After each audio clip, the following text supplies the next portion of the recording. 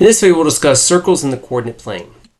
Now, it's important to remember that a circle has a fixed point which represents the center and then is made by all the points that are a fixed distance from that given point, and that's representing our radius.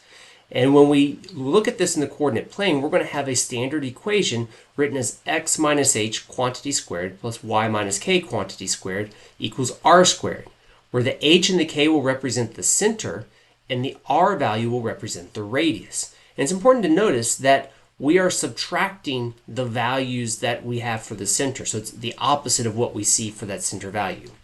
So say we have this circle constructed and we want to know, well, what's the equation? First thing, let's determine the center. Well, the center is right here at 4, 2. So we can label that. Then the radius is going from that center to any edge. So we can find one of the horizontal grids or vertical grids and see that the radius in this case is 3 units. Now we can put the pieces into our standard form equation. So that becomes the opposite values, so x minus 4 quantity squared, y minus 2 quantity squared, and then 3 squared. So then we end up with squaring that value of 9 to give us our finalized equation. Now say we want to graph the circle ourselves, and we have it in standard form. We start with the center, and remember those values are the opposite of what we see in the equation, and then we're going to use the radius to make points around the circle that we can then connect relatively easily. So say we have this equation of x plus 2 quantity squared and y minus 3 quantity squared equals 16. Let's start with the center, which in this case would be negative 2, positive 3. So we plot that. Now we're going to use our radius, and we take the square root of the radius to get the actual r value. So here, the radius is really 4. And so we're going to go 4 units up, down, left, right to help us see where can we create our circle. Now we can go around and draw the curvature of the circle to make it fit with our image here.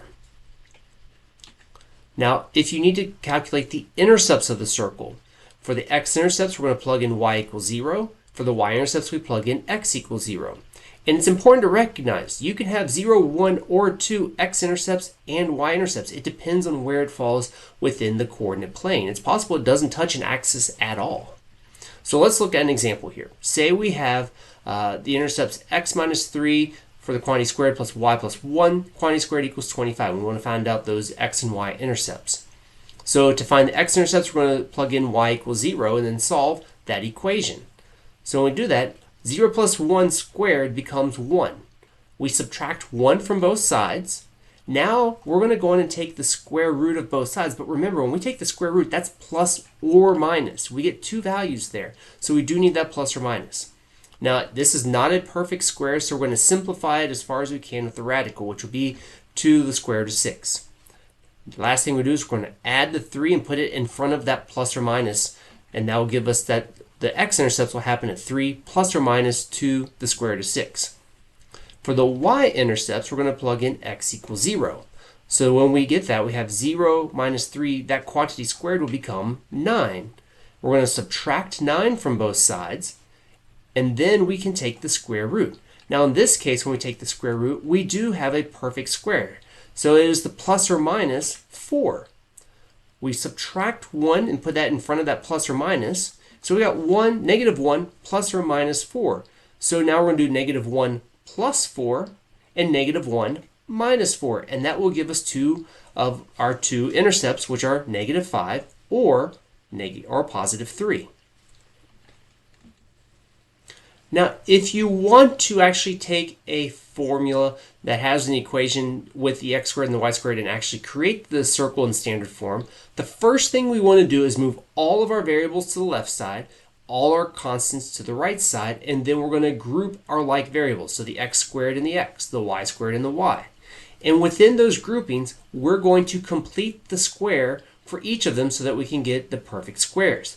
Now, just remember, when you complete the square, you need to add a value to both sides, and then you can simplify your problem.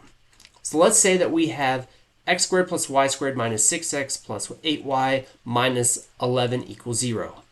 The first thing, let's move our pieces around to get them in order together. So here, my like variables are going to be x squared and then minus 6x, the y squared and plus 8y, And then that minus 11, I move to the other side by adding 11. Now let's try to complete each square. So whatever I add right here, I'm going to add right here. And whatever I add right here to complete the square, I'm going to add right here. So I think about how do I complete the square for x squared minus 6x plus what? Now, one of the ways you learn in algebra to do this is to divide your center term and then square it. 6 divided by 2 is 3. 3 squared would give me 9. And if I'm going to do plus 9 on the left side, I need to do plus 9 on the right side. If I do the same thing for my y value, 8 divided by 2 is 4.